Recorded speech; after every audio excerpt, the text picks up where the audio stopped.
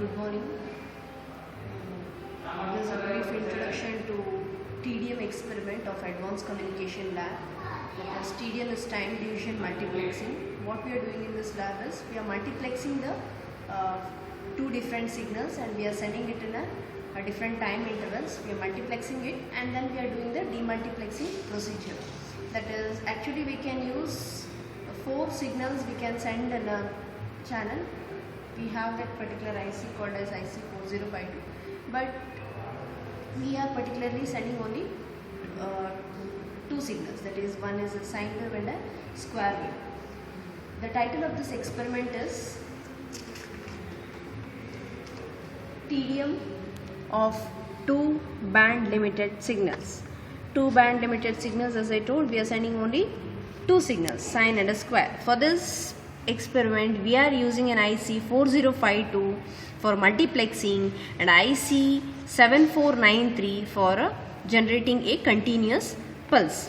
Why you need a continuous pulse? As I told you before that we are sending 2 different signals, means this IC has to select 2 signals at different intervals of time. So pin number 9 and pin number 10 will act as a select line. How it will act as a select line? It will act as a select line using pin number 8 and 11 of IC7493. This is a counter IC. So counter IC, first it has to generate the count pulse, that it may be 00, 01, 10, 11 combination it has to produce. So first we have to reset this IC using pin number 2 and 3. Then pin number 1 will be generating a continuous pulse. This continuous pulse, when it is given here we get a combination of 00, 01, 10, 11. Here 00 combination will be connected for pin number 1. 01 combination will be connected to pin number 5, means when 01 combination comes at pin number 8 and 11, it selects square wave. Next, 10 combination comes into picture, sine wave will be selected. When 11 combination comes into picture, no waveforms will be taken. Here actually pin number 1, 4, 5 and 6 all will act as a input. Only 1 and 4 is grounded here.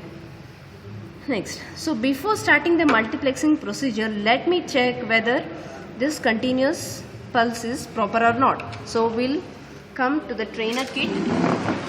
So this is a trainer kit which is acting as a counter pulse. Here I have connected IC7493. This is an IC7493 and this is a IC4052 where I have done the connections of multiplexing.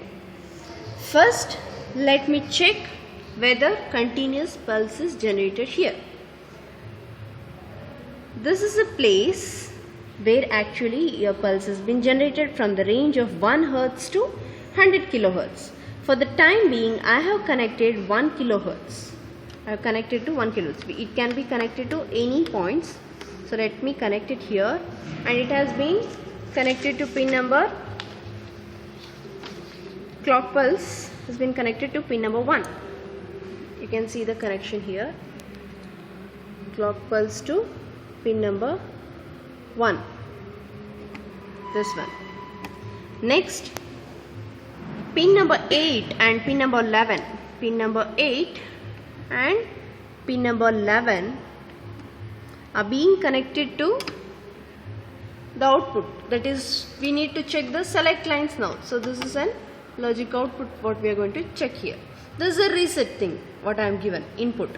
Reset from pin number 2 and 3, that is from pin number 2 and pin number 3. Pin number 2 and pin number 3 I am giving it for this particular reset. These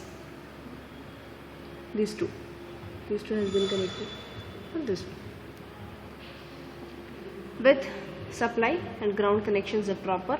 So now let me switch on this. So once I switch on, I should be able to see the change in the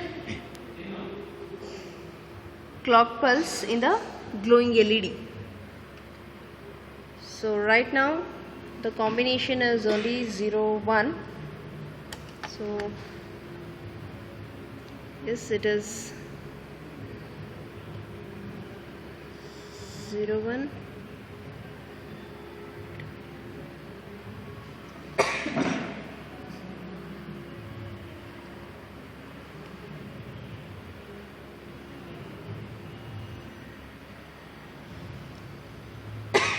0 1 1 0 1 1 0 0.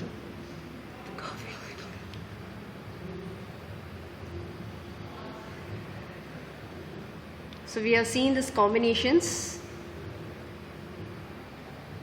of 0 0 0 1 1 0 and 1 1. Next, let me check the same thing in the CRO.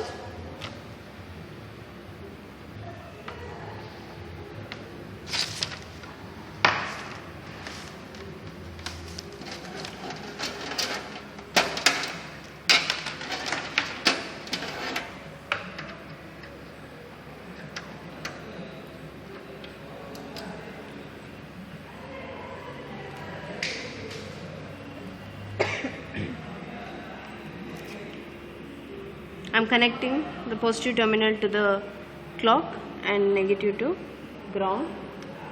So once I connect it,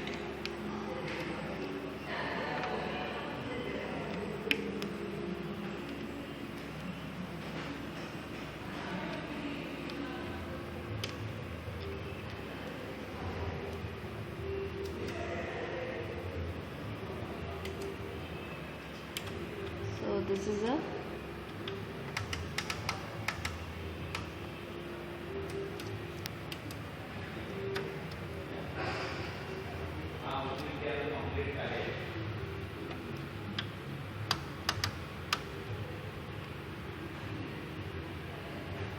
this is a square wave, you can see. Yes. Yeah. This is a square wave, that is a pulse, monopulse. Using this monopulse, you are getting a select lines at pin number 8 and 11, which has been generated here at this particular place. So this is nothing about counter.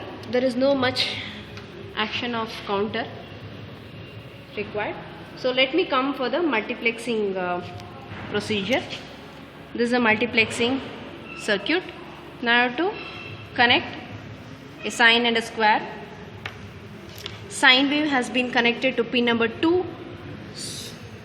Here pin number 2, we got it, and pin number 5 has been given a square wave.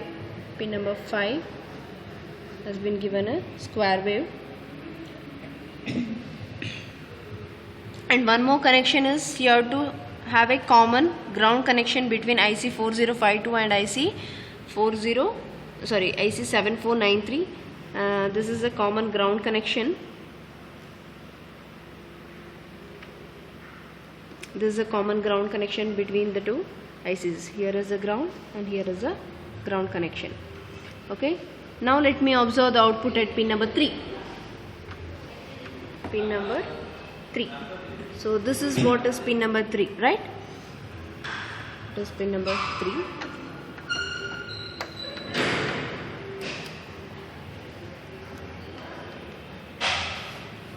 For this, I had to switch on the power supply of this, which has been set to around 4.8 to 5 volt.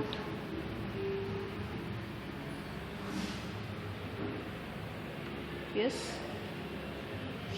Now you can clearly observe the output waveform, wherein you are able to see a square,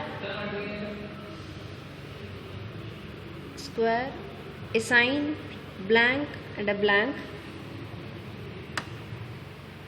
So this is a square, this is a sine, blank and blank. If you again want to see very fast, just change it. Change the frequency of the continuous pulse and observe the waveform. See, it is very fast. In different time intervals, you will be able to see square, sine combination. Correct. Still, if you want to see fast, again change the clock pulse.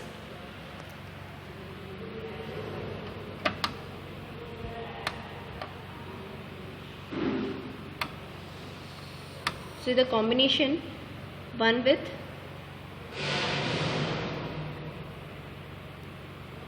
the square and sine and a blank. So this is what is about multiplexing in a using two different signals. Now I want to demultiplex this particular signal. So what I have to do is I have to connect pin number 3 to pin number 13, that is I am going to short it, and I am going to observe the output at pin number 14 and 15. It means that at 14 I should be able to see sine or square, and also at 15 sine or a square. This is the procedure for demultiplexing. So now I'll short pin number 3 and 13. Yes, 3 and 13 has been shorted out, and I'm checking the output now at pin number 14. Yes.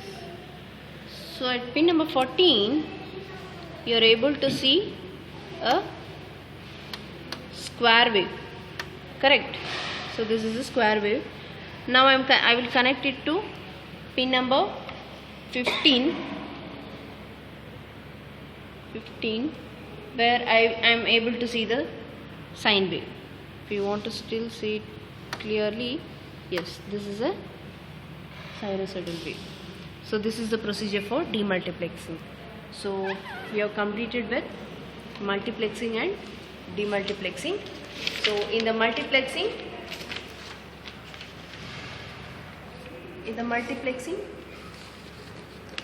we have seen that we have taken two different sinusoidal, two different signals, one of sinusoidal and one of a square wave, using a using a clock pulse. We have passed it, and in the multiplexing we observed the waveform something like this.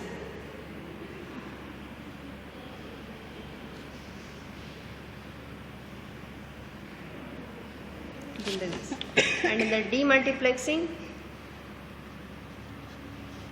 we were able to see separate waveforms at pin number 14 and at pin number 15. We were able to see sine wave and a square wave.